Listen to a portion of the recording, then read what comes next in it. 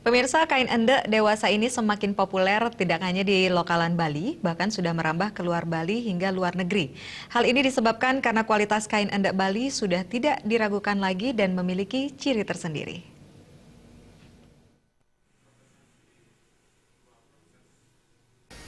Saat ini hampir semua kabupaten kota di Bali memiliki corak kain endek tersendiri yang menjadi ciri khas daerahnya. Seperti halnya kain endek atau tenun ikat Gianyar yang coraknya mengutamakan motif pucuk, serta motif-motif simpel yang selalu menjadi incaran para perancang busana. Seperti pengakuan salah seorang pengrajin tenun ikat Gianyar, Komang Swandike. Permintaan kain endek terus mengalir baik untuk keperluan seragam atau untuk merchandise atau oleh-oleh. Bahkan untuk pesanan besar dirinya mematok waktu yang sedikit lama agar bisa mengerjakan pesanan dengan tetap mempertahankan kualitas kain. Dalam satu hari, pengrajin atau penenun hanya bisa membuat kain jadi sepanjang 2,5 meter sehingga SDM menjadi kendala untuk dirinya.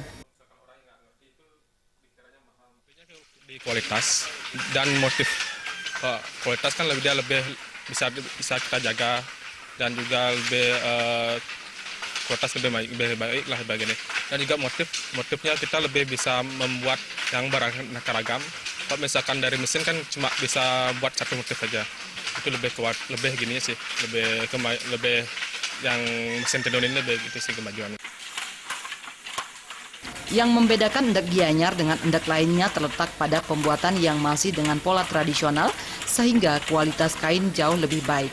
Selain itu, motifnya pun terkesan simpel namun elegan sehingga cocok untuk seragam kantoran.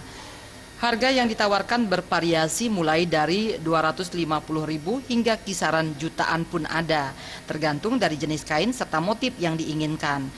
Saat ini, kain endek Gianyar ini sudah dikirim hingga ke luar negeri, di antaranya Jepang dan Amerika. Pradnya Paramita dan Winata, Bali TV.